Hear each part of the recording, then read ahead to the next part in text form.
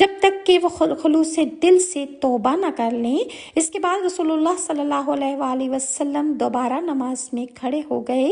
قیام کے بعد رسول اللہ صلی اللہ علیہ وسلم نے ایک طویل سجدہ کیا۔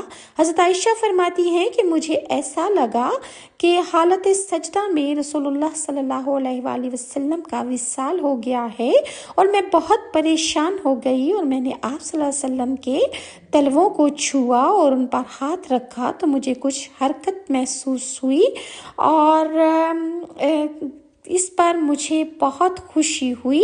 اس وقت حالت سجدہ میں رسول اللہ صلی اللہ علیہ وآلہ وسلم یہ دعا پڑھ رہے تھے کہ جس کا ترجمہ یہ ہے کہ اے اللہ، میں تیرے عفو کے ساتھ تیرے عذاب سے پناہ چاہتا ہوں، تیری رضا کے ساتھ تیرے غضب سے پناہ چاہتا ہوں، اور تیرے کرم کے ساتھ تیری ناراضگی سے پناہ چاہتا ہوں۔ میں ہرگز تیری تعریف